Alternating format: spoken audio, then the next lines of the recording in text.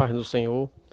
É, Nosso comentário de hoje é sobre a lição de número 13, Orando sem cessar. O nosso texto áureo encontra-se na primeira epístola aos Tessalonicenses, capítulo 5, versículo 17, que diz: Orai sem cessar. Nossa lição bíblica encontra-se em Mateus, capítulo 6, versículos 5 a 13, né?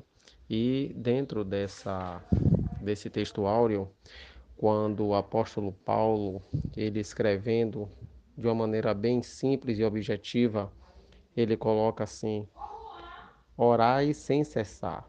Isso significa permanecer na presença do Pai, pedindo constantemente a sua graça, a sua bênção. Sem cessar não significa que vai estar constantemente orando, repetindo as mesmas coisas, né? Aquela oração formal, mas pelo contrário, vai implicar em orações de todos os tipos que venham ao nosso espírito em todas as ocasiões, durante o dia, em todos os momentos. Sempre devemos estar orando ao Senhor constantemente, até porque o texto, né, aqui na nossa leitura bíblica, quando o Senhor Jesus ele diz assim no versículo 5: E quando orares, não sejas como os hipócritas, pois se comprazem em orar em pé nas sinagogas e nas esquinas das ruas para serem vistos pelos homens. Em verdade vos digo que já receberam o seu galardão. Mas tu, quando orares, entra no teu aposento e, fechando a tua porta, ora a teu Pai que vê o que está oculto, e teu Pai que vê o que está oculto te recompensará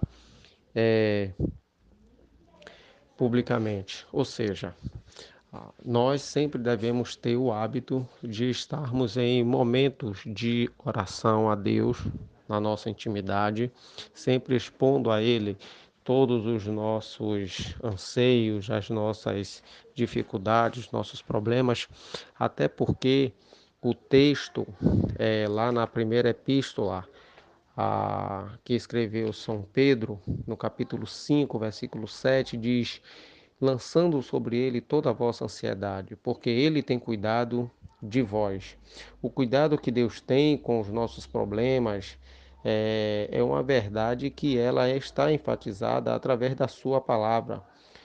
Vejamos o seguinte, no Salmo de número 27, Salmo de número 27, versículo 10, nós vamos ver aqui que está escrito: Porque quando meu pai e minha mãe me desampararem, o Senhor me recolherá. Ou seja, Deus, ele é aquele que cuida totalmente de nós, né? Ainda que as pessoas venham a nos deixar, ainda que venham a nos abandonar, o Senhor é aquele que cuida, né? Como um pai, aquele que zela pela nossa vida, aquele que tem um cuidado todo especial para conosco.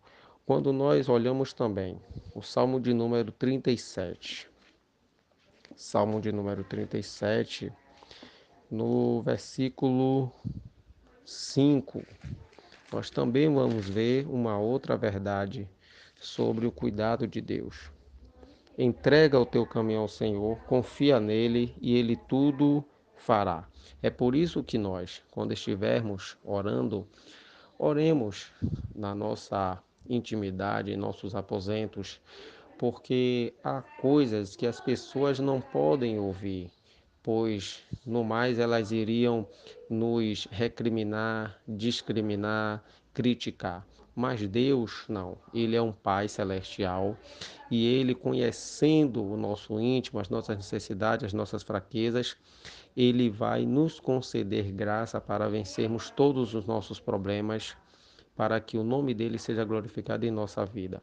Quando o apóstolo Pedro ele diz que nós devemos lançar sobre o Senhor toda a nossa ansiedade, então significa que nós devemos expor a Deus tudo aquilo que nós sentimos. E tudo isso vem em qual maneira de exposição? Através da oração.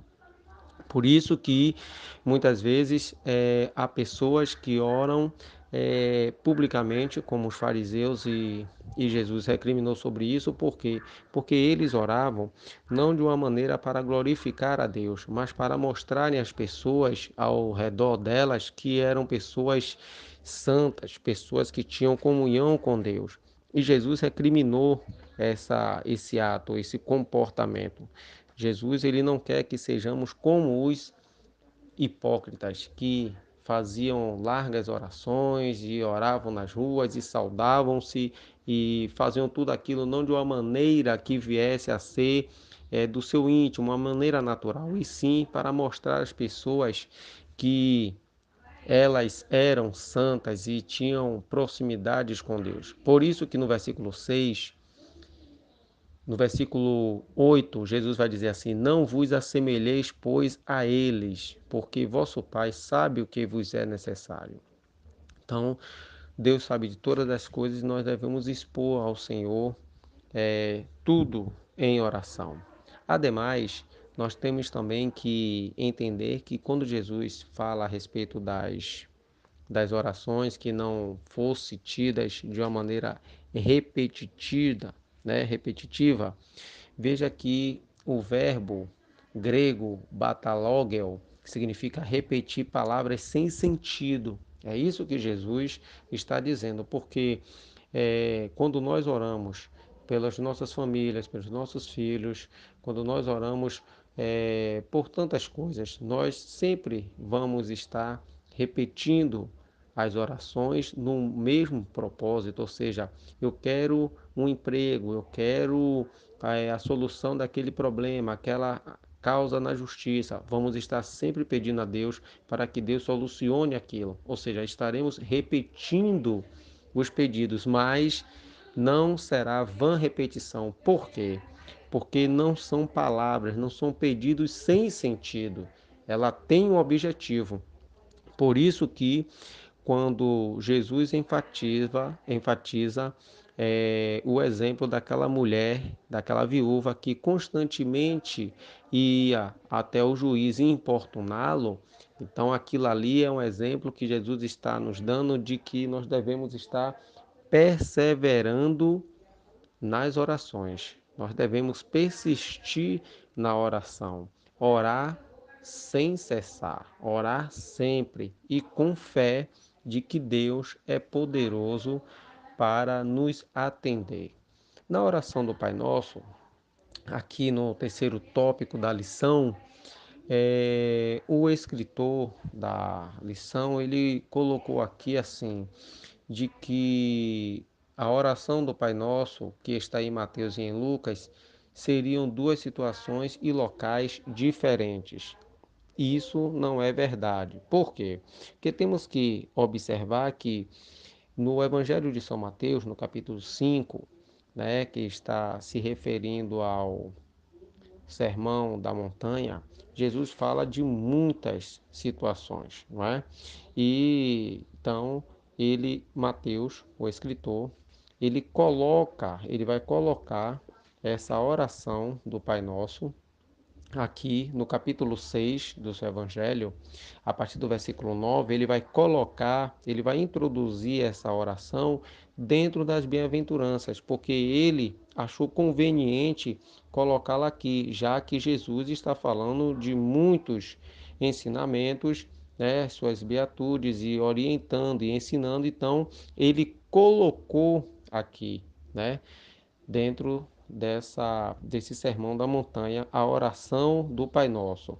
Mas, quando nós vamos para o Evangelho de São Lucas, no capítulo 11, então nós vamos entender, lá em Lucas, por que que Jesus citou a oração do Pai Nosso, dando esse exemplo, para todos nós. Acompanhe comigo no Evangelho de São Lucas, capítulo 11, que diz assim: E aconteceu que, estando ele a orar num certo lugar, quando acabou, lhe disse um dos seus discípulos: Senhor, ensina-nos a orar, como também João ensinou aos seus discípulos.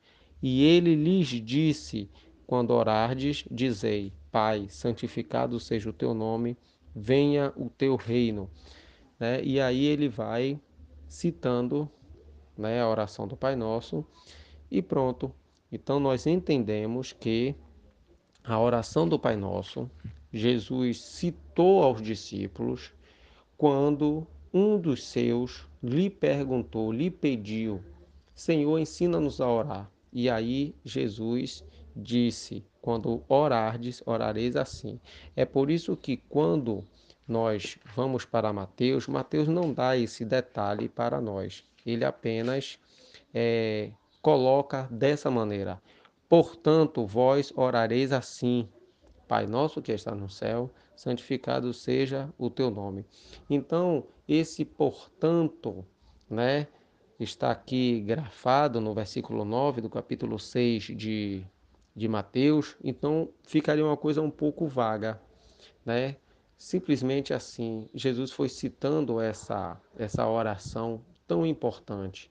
Então nós entendemos agora que Lucas é que revela para nós que Jesus só citou o Pai Nosso quando um dos seus discípulos pediu, né, para que fosse ensinado a oração, visto que Jesus tinha feito muitas maravilhas e eles ficavam perplexos, né, até porque andando com Jesus dia e noite eles viram muitas maravilhas. Pois bem, as nossas necessidades, o livramento de dos perigos, é, toda a relação que nós temos com Deus, ela está aqui desenhada na oração do Pai Nosso, né? Que Jesus deu esse exemplo, que já começa com o nome de Deus sendo santificado. A oração ela envolve uma adoração ao Pai Celestial. Primeiro começa como um pai. Deus nos ama e cuida de nós e anela por uma comunhão e intimidade conosco. E em Cristo, em Jesus, é que nós temos o acesso a Deus Pai.